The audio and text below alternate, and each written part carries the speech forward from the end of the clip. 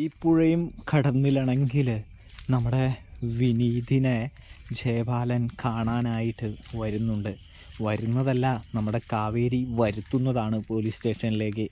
അതായത് യമുനയുടെ സഹായത്തോടു കൂടി തന്നെ ഗംഗയുടെ കണ്ണീരിന് അറുതി വരുത്താൻ വേണ്ടി തന്നെ നമ്മുടെ യമുനയോട് പറയുന്നുണ്ട്, നീ ആ വിശാലിനെതിരെ കേസ് കൊടുക്കണമെന്ന് പറഞ്ഞ്. ഇതേ സമയമാണെങ്കിൽ പോലീസുകാരൻ വരെ ഞെട്ടുന്നുണ്ട്. തട്ടിക്കൊണ്ടുപോയി റേപ്പ് ചെയ്യാൻ ശ്രമിച്ചു എന്ന പേരിലാണ് വിശാലിന് നേരെ കേസും കാര്യങ്ങളൊക്കെ കൊടുക്കുന്നത് കേട്ടോ. ഇതേ സമയമാണെങ്കിൽ നമ്മുടെ പോലീസുകാരൻ ജയപാലനെ വിളിച്ച്, നിങ്ങളുടെ മകനുമായിട്ട് പെട്ടെന്ന് തന്നെ പോലീസ് സ്റ്റേഷനിലേക്ക് വരണം, ഇല്ലെങ്കിൽ നിൻ്റെ മകനെ പോലീസ് സ്റ്റേഷനിൽ വന്ന്, അതായത് നിൻ്റെ വീട്ടിൽ വന്ന് തൂക്കിയെടുത്ത് കൊണ്ടുവരുമെന്ന് പറയുന്നൊരു കാഴ്ച കാണാനായിട്ട് സാധിക്കും. ഇതേ സമയം അത്രയും ധൈര്യം ഉണ്ടോ സാറേ എന്ന് ചോദിക്കുകയാണ് കേട്ടോ. അത് കേട്ടതും ധൈര്യത്തിന് കുറവൊന്നുമില്ല, മര്യാദയ്ക്ക് വരികയാണെങ്കിൽ കുഴപ്പമോ കാര്യങ്ങളോ ഒന്നും തന്നെ ഇല്ല എന്ന് പറയുന്നത് കാണാനായിട്ട് സാധിക്കും. അങ്ങനെ ജയപാലനാണെങ്കിൽ വരുന്നൊരു കാഴ്ച കാണാം.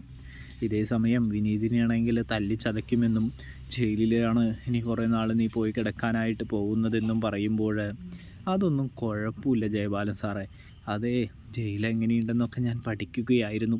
ഈ സഹോദരൻ ഒരു കള്ളനാണ്, അതുകൊണ്ട് തന്നെ ജയിലിനെ പറ്റി ഏതാണ്ടൊക്കെ അറിയാം. എന്തായാലും കുറച്ച് നാൾ അവിടെ താമസിക്കാനുള്ളതല്ലേ, അതുകൊണ്ട് തന്നെ താൻ തീർച്ചയായും അതിനെക്കുറിച്ച് അറിയണമല്ലോ എന്ന് പറയുന്നു. എന്തായാലും ഞാനിവിടെ ഇതുകൊണ്ടൊക്കെ പൊരുത്തപ്പെട്ട് തുടങ്ങി എന്ന് പറയുന്നതും കാണാനായിട്ട് സാധിക്കുന്നുണ്ട്. ഇതേ സമയം നമ്മുടെ ജയപാലൻ പറയുന്നുണ്ട്, നീ പോലീസ് സ്റ്റേഷനിലെ നടപടിയെക്കുറിച്ച് കേട്ടിട്ടുണ്ടോ എന്ന് ചോദിക്കുന്നത് കാണാനായിട്ട് കഴിയും.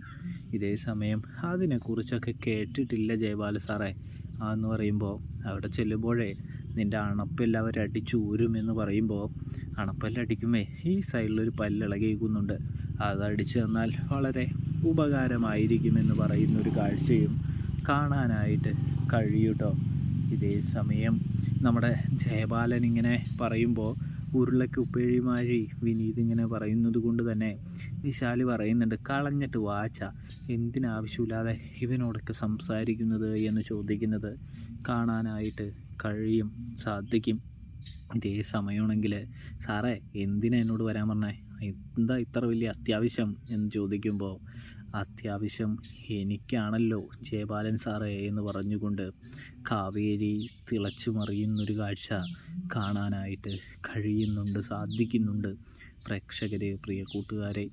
ഇതേ സമയം ജയപാലനെ മൂക്കുകൊണ്ട് എണ്ണ വരപ്പിക്കുന്ന കാവേരിയെ നമുക്ക് കാണാനായിട്ട് സാധിക്കുന്നുണ്ട്. ഒടുവിൽ കാവേരി പറയുന്നുണ്ട്, നിങ്ങൾ എൻ്റെ അച്ഛനോട് ചെയ്തതിനുള്ളതിനൊക്കെ നിങ്ങളെ ഞാൻ മുട്ടിലഴിയിപ്പിക്കും എന്ന് പറയുന്നു. ഇപ്പോൾ എന്തായാലും അതിനെനിക്ക് താല്പര്യമില്ല എന്ന് പറയുന്നു. അധികം വൈകാതെ തന്നെ നിങ്ങൾ ചെയ്തതിനുള്ള ശിക്ഷ നിങ്ങൾക്ക് ഞാൻ തന്നിരിക്കുമെന്ന് പറയുന്നൊരു കാഴ്ചയും, ഇപ്പോൾ എനിക്ക് എൻ്റെ വിനീതേട്ടനെ വേണം, അതായത് എൻ്റെ ഗംഗേച്ചിയുടെ ഭർത്താവിനെ വേണം എന്ന് പറയുമ്പോൾ ഒടുവിൽ പേടിച്ച് വിറച്ച് അവർ കേസ് പിൻവലിക്കുന്ന ഒരു കാഴ്ചയാണ് പ്രേക്ഷകരെ, പ്രിയ കൂട്ടുകാരെ കാണാൻ സാധിക്കുക. അങ്ങനെ നമ്മുടെ വിനീതിനെയും കൊണ്ട് ജയപാലൻ്റെ മുൻപിലൂടെ ജൈത്രയാത്ര കാവേരി തുടങ്ങി വയ്ക്കുന്നതും കാണാനായിട്ട് സാധിക്കും.